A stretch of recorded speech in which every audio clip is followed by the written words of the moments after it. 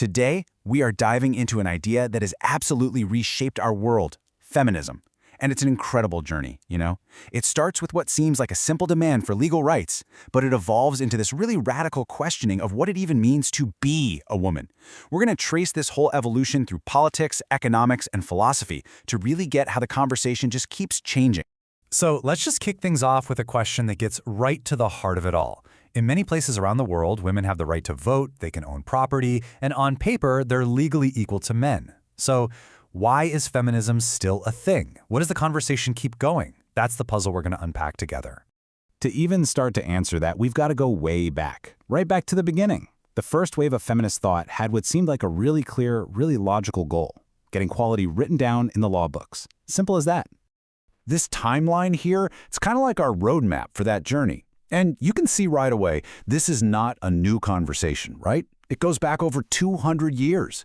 It all kicks off with these foundational calls for rights from thinkers like Mary Wollstonecraft, and then evolves pretty dramatically with each new generation as these key thinkers publish works that completely change the game. So, this first stage is what we call liberal feminism. And the core belief was actually pretty straightforward. If women just have the same legal rights and the same political access as men, like the right to vote, then equality would just naturally happen. The problem was seen as a lack of access to the system. But here's where it gets really interesting. In the early 20th century, women in a lot of Western countries actually won the right to vote. I mean, a massive legal victory. And yet, their overall status in society barely moved. It became pretty clear that legal equality all by itself was not the magic bullet everyone had hoped for. And that realization, well, it forced a huge shift in thinking. If the laws weren't the whole problem, then the roots of inequality had to be buried way deeper. So feminists started to look past the legal code and began analyzing the very economic and social structures of society itself. And this is what gives rise to Marxist and socialist feminism. Drawing on thinkers like Friedrich Engels, this approach argued that the problem wasn't just a few unfair laws. Nope, the real roadblocks were these two big, intertwined systems: the economic engine of capitalism and the social structure of patriarchy, a system where men hold the primary power and authority. This became known as the dual systems theory. The idea was that women were fighting a battle on two fronts. You couldn't just tackle one without dealing with the other.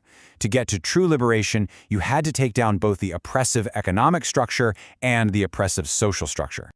This slide just captures that huge turning point so well. You can see the focus completely shift away from the external world of laws and economics and toward the internal world of cultural meaning. And the goal itself transforms from simple equality, making women equal to men, to something way more complex, valuing women for their differences. Okay, so this shift, it leads to this totally new, really radical question.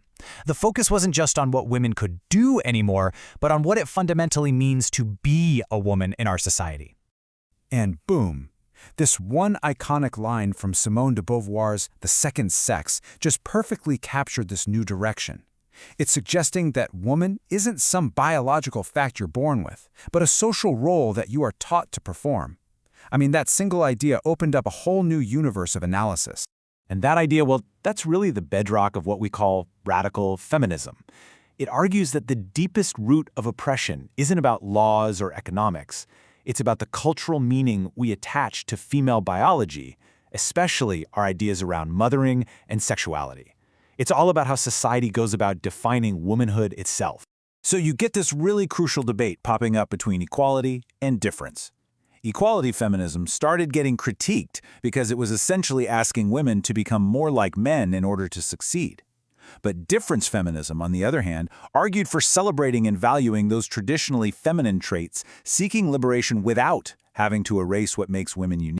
So to dig into this whole idea of difference, some feminists turned to psychology. They started to argue that the psychological differences we see between men and women aren't something we're born with. Instead, they're a product of how we're raised, with mothers often, subconsciously training boys and girls to fit into these very different social roles.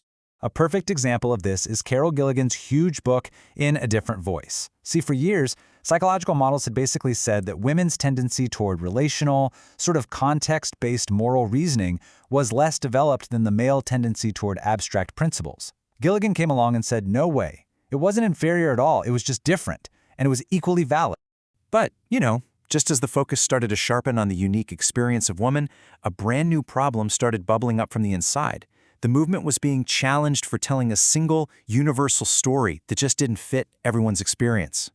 And it forced everyone to ask this really critical question. When feminists were talking about women, who were they actually talking about?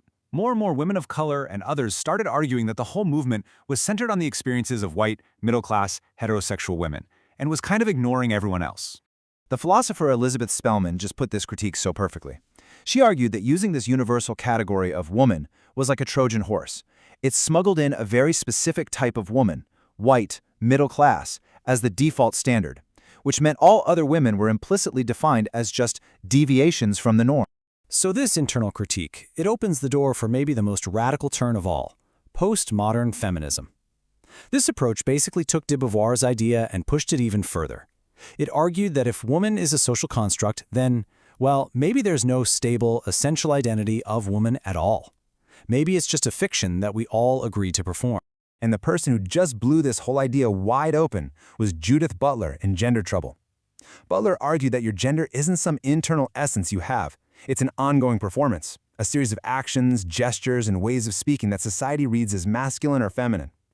This idea completely upended the notion of having a stable identity to rally around. Phew! So after all of those twists and turns, where does that leave feminism today? Well, the conversation has become this really complex, really vibrant web of different approaches, and they're all building on this long, incredible history. So yeah, this whole complex history brings us to today, where the landscape is super vibrant and diverse. For example, third-wave feminism often rejects those big, grand theories to focus on individual, lived experiences. You have new materialism, which is pushing back on purely language-based theories to bring the physical body back into the conversation. And then, perhaps most influentially, you have the concept of intersectionality. Intersectionality. I mean, this has become one of the most crucial concepts in modern feminist thought, for sure. The idea is that you can't really understand a person's experience by looking at just one piece of their identity, like their gender. You have to look at how all these different factors, race, class, sexuality, ability, how they all intersect and combine to create these totally unique experiences of both privilege and oppression. And that brings us right to the central challenge for feminism today. And it's the big question we want to leave you with. After this long journey, from fighting for legal equality to deconstructing the very idea of woman, how can a movement that's built on solidarity unite for a common cause while also fully respecting and centering the huge, profound differences that exist between women? How is that possible? That is the complex, vital work that feminism continues to grapple with today.